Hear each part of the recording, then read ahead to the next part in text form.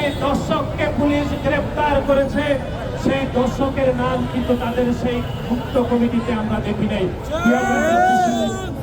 তারা আমরা গত 2 বছরের অধিক সময় ধরে বাংলাদেশ জাতীয়তাবাদী ছাত্র দল গণমাধ্যমের সামনে আমরা যে কথাটি বারবার স্পষ্টতভাবে বলতে চেয়েছি সেটি হচ্ছে আপনারা আপনাদের কমিটিগুলো প্রকাশ করুন।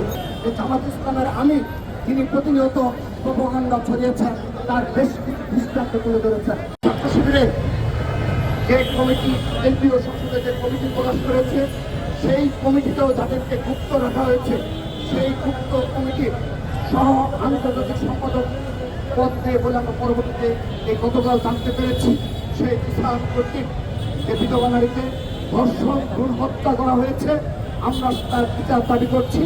কিন্তু তার থেকে গুরুতর যে অপরাধ সেই অপরাধ হলো জামাত ইসলামের আমির এবং ইসলামী ছাত্র শিবিরের শীর্ষ নেতৃবৃন্দ সহ ইসলামী ছাত্র শিবিরের সকল পর্যায়ের নেতৃবৃন্দ এবং যে সকল জামাত ইসলামের এমপি রয়েছে সেই সংসদ সদস্যবৃন্দ সহ সবাই এক যুগে গতকাল করেছে দেশে নাকি গুণের কালচার আবার পুনরায় শুরু হয়েছে।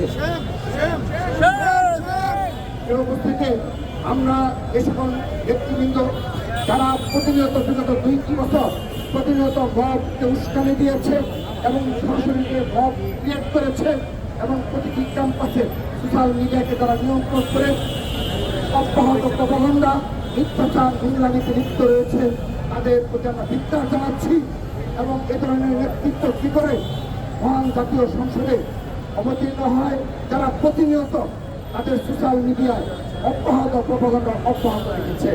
মিথ্যাচার নোংরামি এবং মবকে উস্কে দেওয়ার মতো ঘটনা প্রতিনিয়ত আমরা লক্ষ্য করছি। আমরা আমাদের আজকের এই প্রতিবাদ সমাবেশ থেকে এ সকল নেতৃবৃন্দের প্রতি ধিক্কার জানাচ্ছি এবং এই খুনের মতো একটি রাষ্ট্র কর্তৃক অপরাধকে তারা যেভাবে সেভাবে করতে যাচ্ছে, যেভাবে তুচ্ছতাচ্ছিল্যভাবে উপস্থাপন করছে, আমরা সংখ্যা প্রকাশ করছি।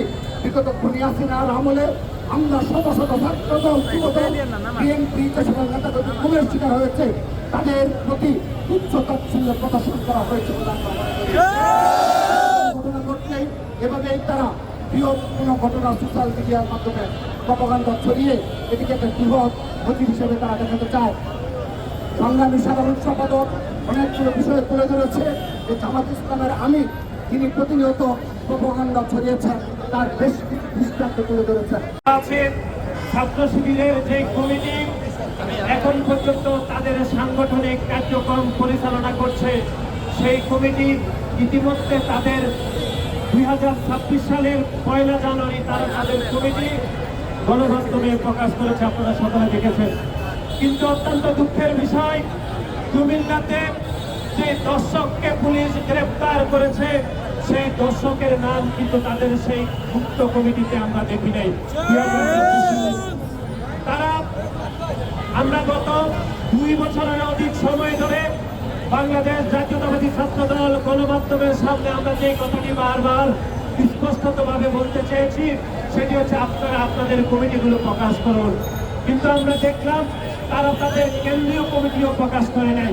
কিন্তু যখন তারা ঘুমের নাটক মঞ্চস্থ করেছে তখন তারা গণমাধ্যমে বলেছে সেই জিসান নাকি তাদের কেন্দ্রীয় কমিটির সহকারী আন্তর্জাতিক সম্পাদক। যদি সে এরকম একটি কাজ না করত, এরকম বিতর্কিত কাজ না করত, ঘুমের নাটক না করত, তাহলে আমরা জানতেই পারতাম না যে জিসান ছাত্র শিবির কেন্দ্রীয় সংসদের সহকারী আন্তর্জাতিক সম্পাদক।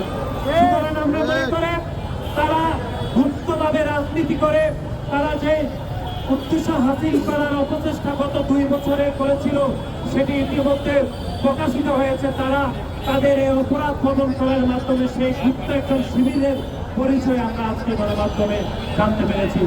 আজকের এই সমাবেশ থেকে আমরা আবারও ছাত্র শিবিরকে অনুরোধ করব, আপনারা আপনাদের সকল গুপ্ত কমিটি আপনারা প্রকাশ করুন। অপকর্মের মাধ্যমে আমরা আপনাদের এই গুপ্ত কমিটিগুলো গণমাধ্যমে জানতে হবে। সংগ্রামী বন্ধুগণ।